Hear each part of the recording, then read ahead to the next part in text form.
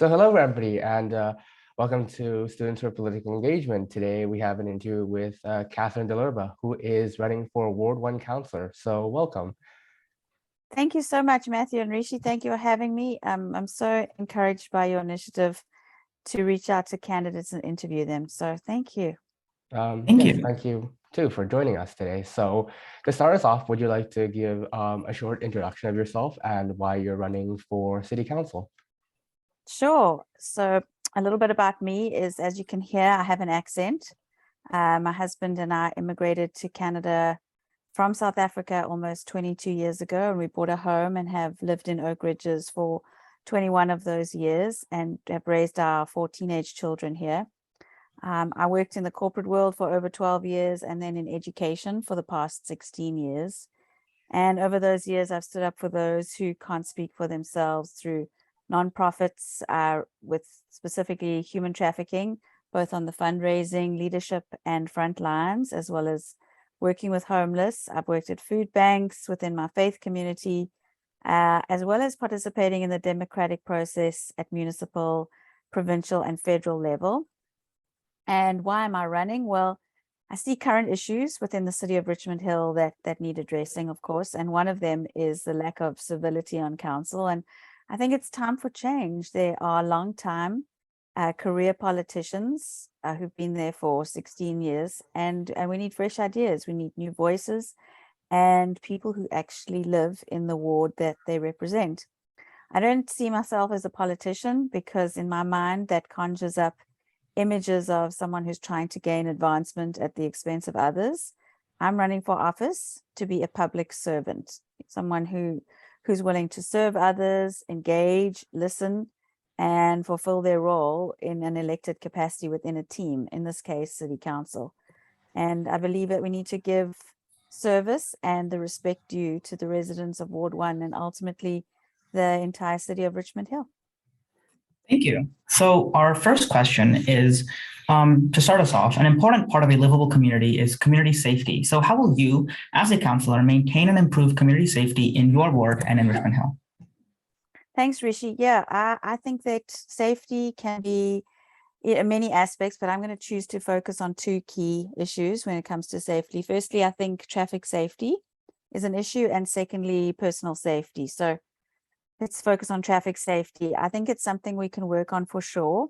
And I'd like to work with key stakeholders to introduce specific traffic calming measures on main through streets in Ward 1. I can think of a few. There's North Lake Road, Regatta, Silver Maple, Milos, Kings Hill, Augustine, to mention a few, where these are key commuter streets, and many of them have schools on or close to these roads, and people use them as they speed through.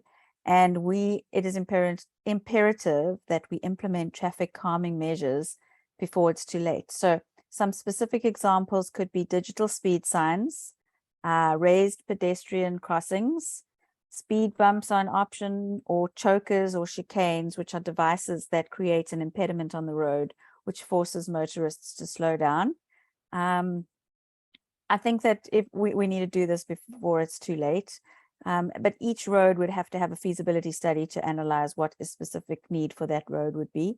And other ideas for road safety are the addition of bike lanes and continuous sidewalks that would connect the northern part of Richmond Hill, Oak Ridges, the ward that I'm focusing on, with the southern part or even the central part of Richmond Hill.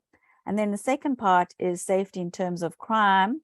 I know there's car break-ins and petty theft that is on the increase. And so crime specifically is a regional issue, but what can I do as a councillor in Ward 1, for example? And I think specifically, some communities in Oak Ridges do have the Neighbourhood Community Watch program. I'm not sure if you've heard of it, but it's something that I would like to introduce across the ward, working in conjunction with York Regional Police and the regional councillors to see how we can implement that to bring safety to our area. Thank you. And just a small follow-up on your first point about traffic. What plans do you have to ensure the proper flow of people and not to create too much traffic jams with traffic calming measures? Are you asking specifically about transportation? Yes, about transportation. Okay, so Yeah, I mean, transportation is also a regional issue. When I say regional, I'm referring to the 8 municipalities within York Region. So, for example, the bus rapid transport system, which we all know is the Viva Bus, is managed by at a regional level. I know the subway is going to be coming up in the next 10 years, but specifically, what can I do as a Ward 1 councillor? I think, firstly, it would be to understand more of what the Oak Ridges residents need. I've had a chat with many of the residents, and they've shared with me that there are many unused bus stops or buses that go along a route which doesn't seem efficient or easy to access. So my plan of action would be hold consultations with my neighbors, the residents of Oak Ridges, engage the regional councillors, as well as the BRT representatives, and understand what the challenges are. Perhaps it's a feasibility study. But I think keeping the channels of communication open and addressing the needs, understanding the plans for the future, and then I'll be able to engage the right people to implement a strategy. In terms of specific alternatives to modes of transportation, I think, there are already different transportation alternatives emerging. We see scooters and electric bikes as some examples. And I think we need to be creative to make sure that those modes of transport are incorporated into a mix of planning. Electric bikes, for example, they're silent, so that poses safety issues. But where do they ride? Do they ride on the road? Do they ride on the sidewalk? And specifically for Ward 1, what could I impact in terms of transportation? I think that there would be 3 areas. One, we have the Bloomington GO station in Oak Ridges, and that opens up transportation options, reduces traffic congestion. It's a beautiful state-of-the-art, environmentally friendly station, but it's only accessible by regional car or by bus or car on the regional route. Even from my home in Oak Ridges, it's difficult for me to even get there if I didn't have a car. So that would be part of a feasibility study. I think, we might talk about this later, but I also think that we can have transportation issues which would come with housing strategies. Great ideas are, for example, people have shared cars within a condo. So if somebody needed to visit family or needed to go to an event, they book a car, which is a shared transportation method. And I mentioned bike lanes and sidewalks throughout the city of Richmond Hill. And I know this all involves capital, which can be expensive, and Richmond Hill is a large area that needs addressing. So I'd have to work with other councillors to see how we could specifically address those transportation issues. Thank you. So as you previously mentioned about capital, this is a good segue into our next question, which is about finances. So the finances of the city are obviously an important part of its operation. So how would you, as a city councillor, make sure that Richmond Hill is in good financial health while at the same time maintaining the same level or improved levels of services? Good question, Matthew. I think the way I understand it is the city of Richmond Hill manages taxes through the budget committee, and the budget committee has 2 buckets of taxes. So you have one, which is the operational budget, and the other one is a capital budget. So bearing in mind that only 25% of the taxes we pay actually comes to the city of Richmond Hill, the rest goes to the region and school boards. With that 25%, the capital budget has to take care of any projected, unforeseeable, or even planned expenses, replacing things, for example. So if you look at the operational budget, it's specifically related to day-to-day management of roads, bylaw offices, fire departments, etc. So the capital budget is kind of planned and in reserve, is the way I understand it. And the day-to-day budget or the operational budget is where we have to manage it. The city is currently in a good position financially and have not managed to increase taxes over the past 4 years, especially during COVID. However, we do know gas prices are going up, everyday costs are increasing, inflation is going up. And so as a council, I think, well, it would be key that we work together with all of the stakeholders, staff, residents, contractors, etc., to see what we can manage to maintain both a good standard of services for the taxes we pay. I think it would be irresponsible of me to promise that there's no tax increase, or that we wouldn't burden the residents of Richmond Hill any further, but that would be a high priority. And I think that there's always ways to look at managing efficiencies in the system, which I would strongly support and get actively involved in, to see how can we maximize the current budget we already have. All right, thank you. And going into a bit of details on that, do you think there are any budgetary items that you feel could have more funding devoted to them, or budgetary items you feel have too much money devoted to them and need to be cut back, or just any changes you want to make to the budget in particular as it exists right now? Yeah, that's a great question, because I think if we look at the budgets, I mean, the city has a strong structure in place in the way that they plan things out. Specifically, I think where the issues come in is, how do you prioritize which part of the city gets attention? And we all know we need to take care of the parks, we need the snow shoveling, we need the ongoing collection of garbage, etc. And so I think that when it comes to specifically managing contracts, I've heard from many residents that there are issues with how areas are replaced or fixed on the side of the road. So if there's a new development going up, a contractor will come in, will mess up their lawn, there won't be replacement of it. And so it seems like it's very inefficient, and perhaps that would be one area we could look at, is how do we directly affect the services that are offered to the residents. And I think there's always ways of improvement, and I'm always cautious to be so critical, because it's easy to come in as a fresh new face and criticize. But once one digs in deeper, one can see where there are opportunities. And I really believe that the staff at Richmond Hill have great ideas that we could work on to see how to implement those. All right, thank you for the answer. And speaking of improvements, our next question is on something that you mentioned, which is parks. So our public parks and green spaces are an important part of Richmond Hill. So how would you work to protect and improve the environment of Richmond Hill? Yes. Wow. Well, I'm very grateful to live in Richmond Hill, as I'm sure both of you are. Otherwise, you wouldn't be so engaged. And we have so much access to so much green space, 162 parks and green spaces to be exact, which are very well managed. And specifically in Oak Ridges, my ward, we have the 5 Kettle Lakes, Lake Wilcox, of course, being the key, and 1,000 acres of protected green space. I know Richmond Hill was recognized as the tree city, along with being the second best city at managing greenhouse gases. So I definitely think Richmond Hill's on the right track, and there are many, many residents and engaged people who are working hard to keep our city beautiful and green. But of course, there are always areas of improvement. And I think one of the biggest challenges that we faced was that there was a lot of tree loss due to the emerald ash borer, and the city worked hard to replace all those trees.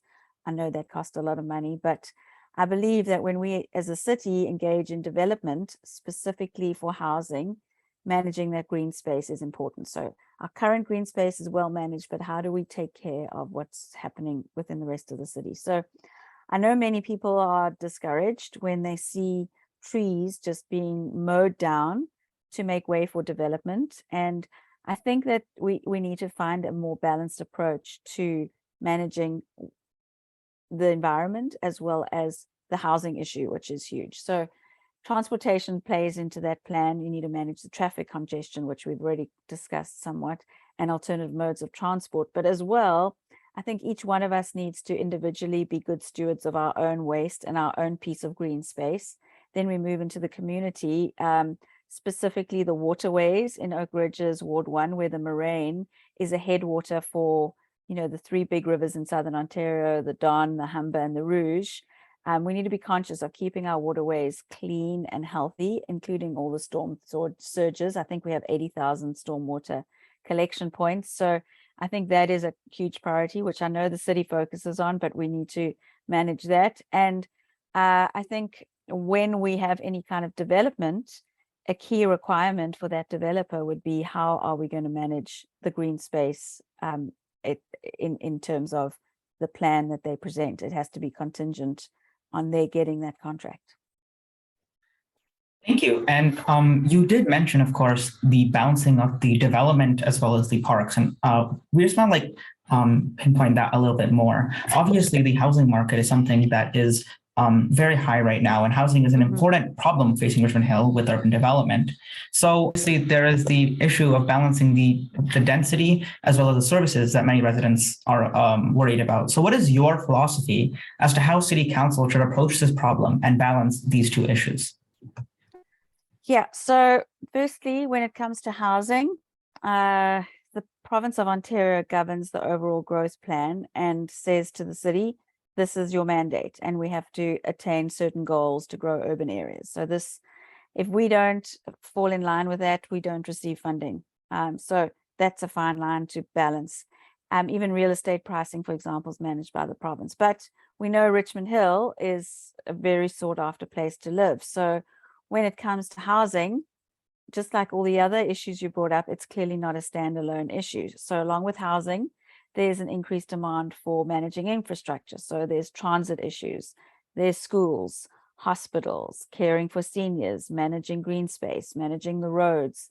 It's a whole plan of how do we address housing needs. So I think as an efficient council of Richmond Hill, we need to work together with local MPs and MPPs, which I know that they currently do, but work to see what is the best for the city, which eliminates the need for the province to then force MZOs, which are the zoning orders that have been thrust upon us, for example, on Highway 7. But anyway, we need public servants, not career politicians, who serve the community and have the community's best interests at heart. So a good place to start is the affordable housing strategy that team has put together. I've looked at it, I've read it over, and I know they have a plan to intensify development along the main transit corridors. So that essentially means condos.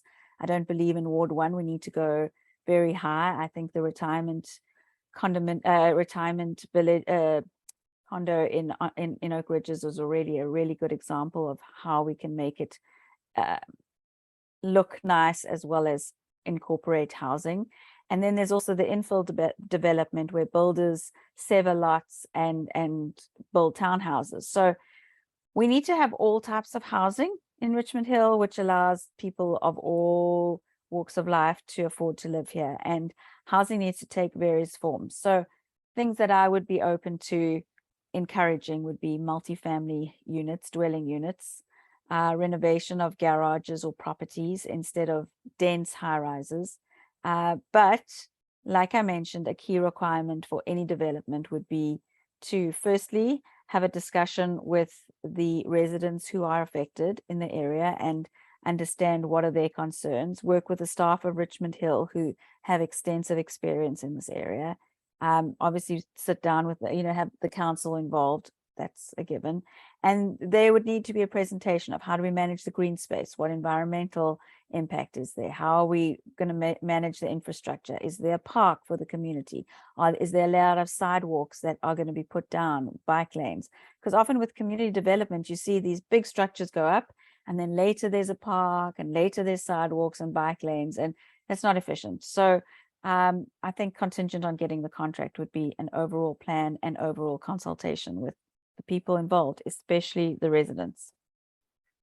Thank you. And so obviously you mentioned that you don't necessarily believe that dense high rises are the best solution. So what alternative do you think we could have in terms of, I guess, more smaller developments that may end up extending a bit beyond the main transit corridor?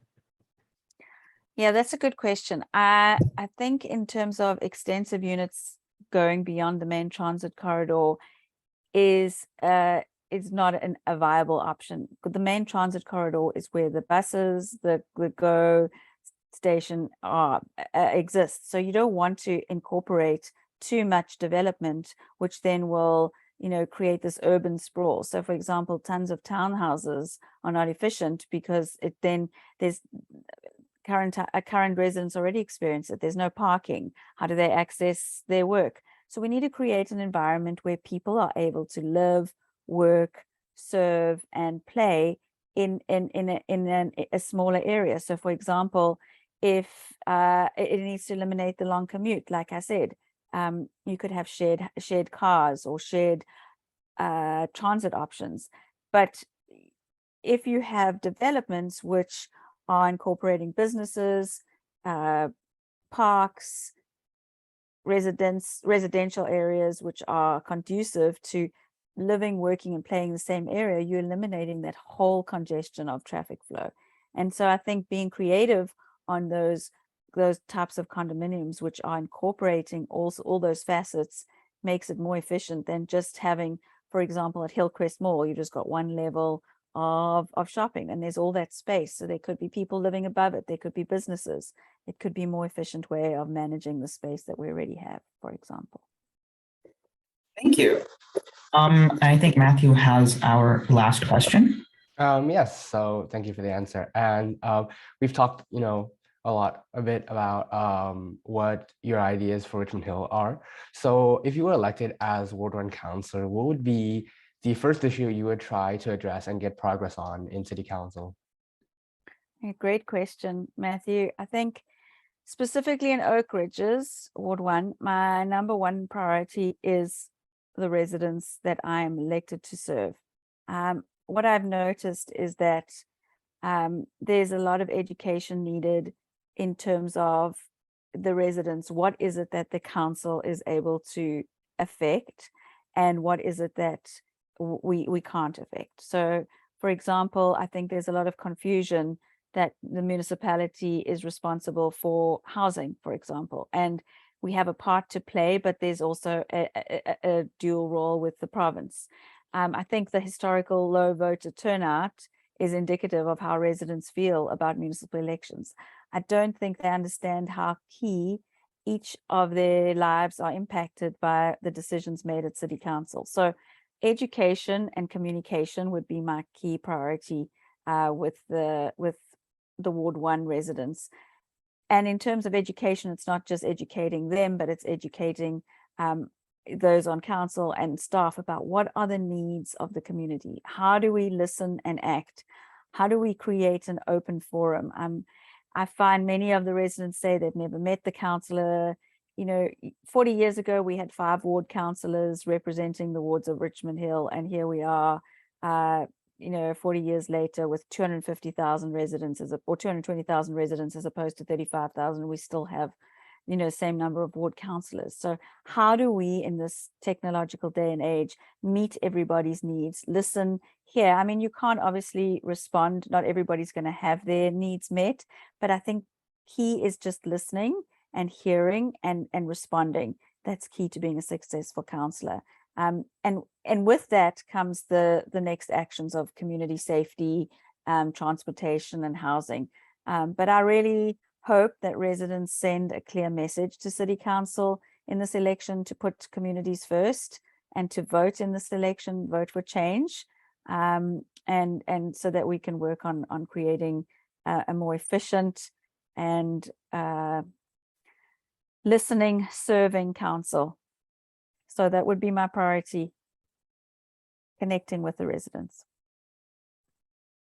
All right, thank you very much for joining us today. And I think this is the end of our interview. So, yeah. Thank you so much for your time, both of you. Thank you for engagement and your interest. And I really appreciate all the work that you've done. I know it's not easy to set up times, videotape and post them. So thank you very much for all you're doing. Really appreciate it. And thank you for being here for our interview with Students for Political Engagement. Yes, thank you.